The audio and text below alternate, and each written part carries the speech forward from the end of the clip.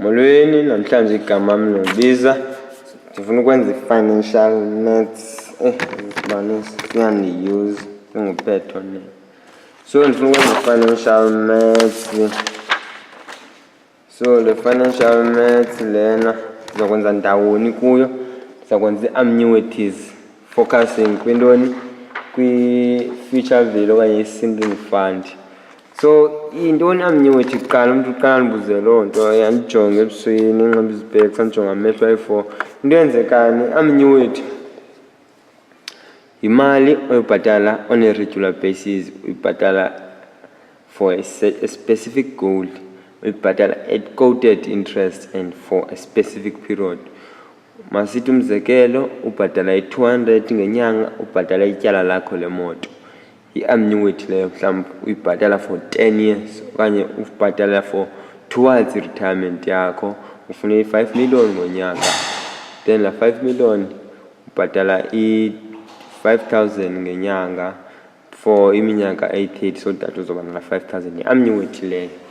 So ngoku masiyeke sifuneka si-understand intoni iformula yethu. Iformula yethu ithi FV is equal to PMT ithi 1 plus I over M, the N times M minus 1, ithi over, lo over, uthi over ke nyani yonke le nto lapha, at I over M. Yayibona? So into yenzekayo ke apha, u-FV umele i-sinking fund yethu okanye i-future investment yethu okanye i-retirement fund yethu. PMT, monthly payment, le mali umane uyibeka out, umane uyikhuphe emrholweni yakho uyibeke ebhankini, so that uzoreacha le goal yakho le PMT.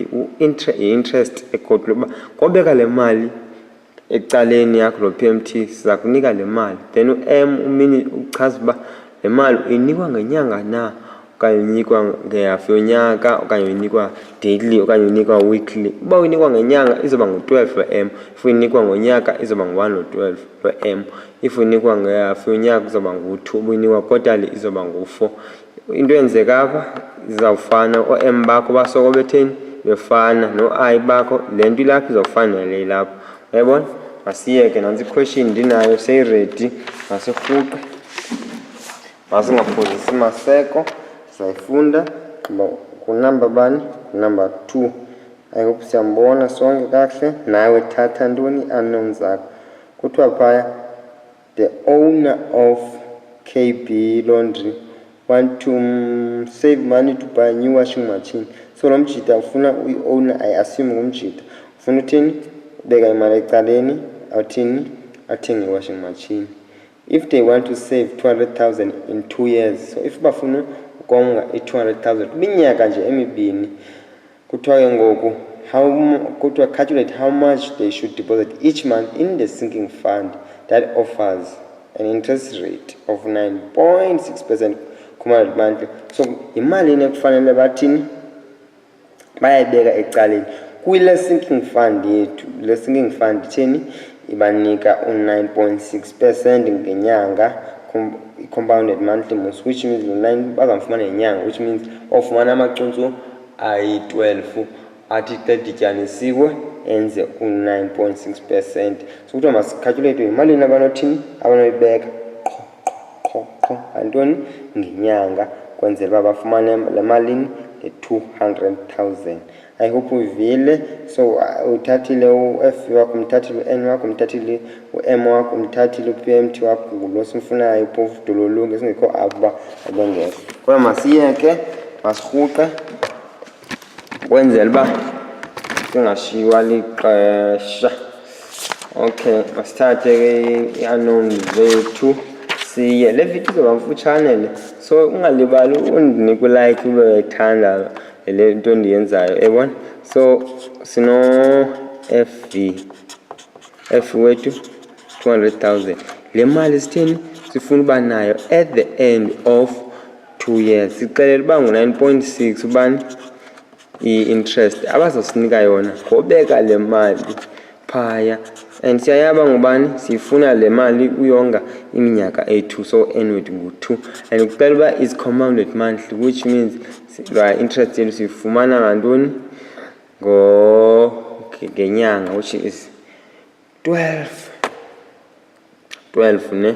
So PMT dululu, because ngesikho lapho babethini isimali. So ngoku masithini, masisubstitute phi kwiformula yethu bese si-explainile. FV wethu siyamazi bangubani 200,000 andithi 200,000. PMT dululu lo simfunayo, then 1 plus I wethu lo bese simkhuphile phaya, then bese chilo no M wethu ngu-12, satsho N wethu ngu-2, satsho M wethu ngu-12, silandele iformula phaya. Ibalekile ungayilibali ngezantsi, abantu bayathanda ilibala. Then sithi PMT is equal to 200,000 over le nto lefuna uyibale yonke le nto lena uyibale yonke ikhupha u-20 banika nene 26.343111554. Yabona i-answer yakho iphele ngubani? Ingu-752.11 ngenyanga. Yabona? So thank you for watching. Drop me a like. Kumntu onqonqozayo apha emnyango ufuna ndimvulele. Okay, bye bye. I hope you enjoyed the video.